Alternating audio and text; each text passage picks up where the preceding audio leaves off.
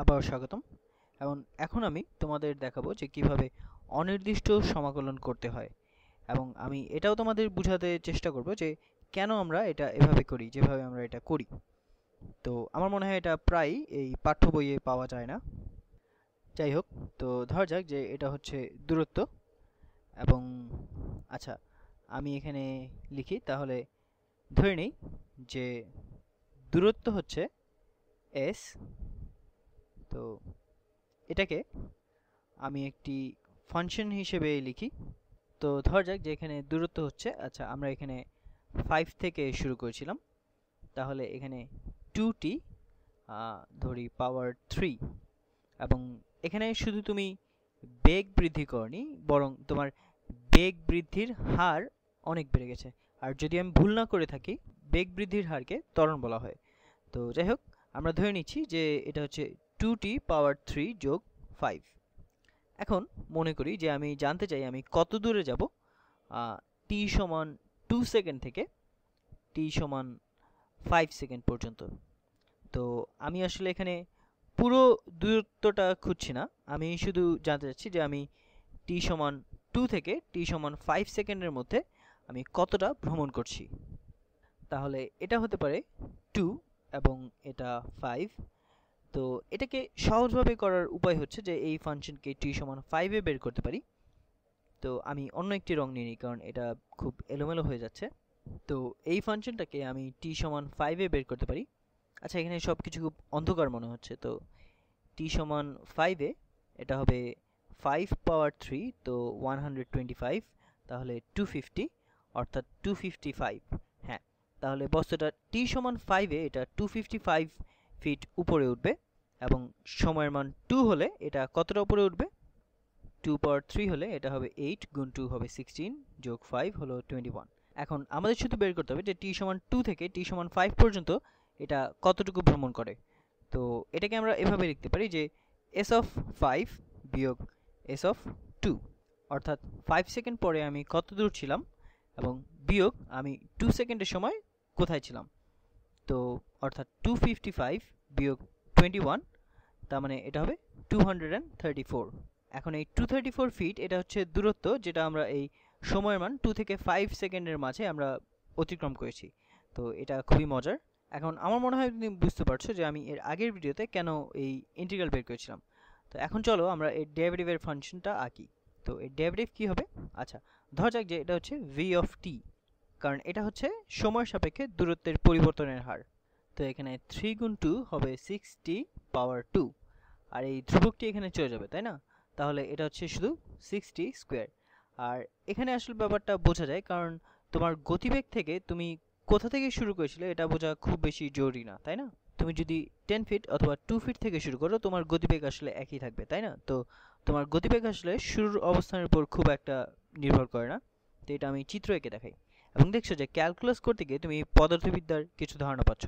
তো আমার মনে হয় আসলে পদার্থবিদ্যা এবং ক্যালকুলাস দুটি ভিন্ন ক্লাসে শেখানো বোকামি। আমার মনে হয় পদার্থবিদ্যা ও ক্যালকুলাস হওয়া উচিত একটি মজাদার 2 ঘন্টার ক্লাস। তো যাই হোক, আমি অন্য কোনো সময় এটা নিয়ে কথা বলবো। যাই হোক, আমরা এখানে ফিরে আসি। তো আমাদের চিত্রটা কি? এটা 60 স্কোয়ার, অর্থাৎ এটা কিছুটা পরাবৃত্তের মতো দেখাবে, তাই না? তো এটা এরকম দেখাবে। আচ্ছা, এটা টি এবং এটা গতিবেগ বা ভি। এখন যদি শুধু আমাদের এই গতিবেগের চিত্রটি থাকতো, অর্থাৎ আমরা যদি আমাদের এইগুলি আমরা যদি না জানতাম, তাহলে এবং আমাদের প্রশ্ন একই থাকতো যে আমরা কতদূর ভ্রমণ করি এই সময়ের মান 2 থেকে 5 সেকেন্ডের মধ্যে।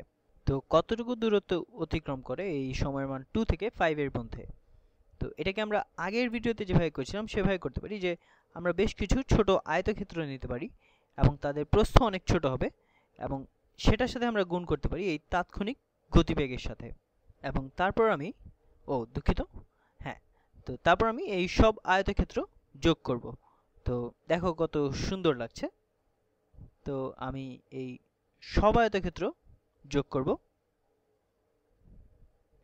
এবং এভাবে আমি সময়ের মান 2 থেকে 5 সেকেন্ডের মাঝে কতদূর ভ্রমণ করেছি এটা বেশ কাছাকাছি একটি হিসাব পাবো। তো কারণ মনে রেখো যে এখানে প্রতিটি আয়তক্ষেত্র হচ্ছে এই আয়তক্ষেত্রের ক্ষেত্রফল ওই ছোট সময় ডিটি, এবং এর মাঝে আমি কতটা ভ্রমণ করেছি, কারণ সময় গুণ ধ্রুব গতিবেগ হচ্ছে দূরত্ব। এবারে দেখো যে এটা আমাকে t সমান 5 এবং t সমান, এটা একটি কুচ্ছিদ্রং, তো t সমান, হ্যাঁ t সমান 5 এবং t সমান 2 এর ভিতর এর ক্ষেত্রফল দেয়। অর্থাৎ এখানে আমি দূরত্বই বের করছি না, যে আমি 2 সেকেন্ড থেকে 5 সেকেন্ডের মাঝে যেই দূরত্বটুকু অতিক্রম করেছি, আমি এখানে এই বক্ররেখার নিচে 2 সেকেন্ড থেকে 5 সেকেন্ডের মধ্যে যে ক্ষেত্রফল আমি সেটাও বের করলাম। এখন মজার ব্যাপার হচ্ছে যে এটাকে তুমি a এবং এটা b ধরতে পারো। তো সাধারণভাবে এই বক্ররেখার নিচে যদি তুমি a থেকে b পর্যন্ত এই ক্ষেত্রফল বের করতে চাও, তো এটাকে তুমি এভাবে লিখতে পারো যে ইন্টিগ্রাল a থেকে b, আচ্ছা না, এটা আসলে b থেকে a, তো b আসলে বড় হবে, তো এটাকে তুমি b থেকে a অথবা a থেকে b বলতে পারো, এটা তোমার উপর নির্ভর করে। তো আমি এখানে একটু রংটা বদলে নেই যাতে এটা নোংরা না দেখায়। তো এটা হচ্ছে এই গতিবেগের ফাংশন, তো এক্ষেত্রে এটা হবে 6t স্কোয়ার dt, তাই না?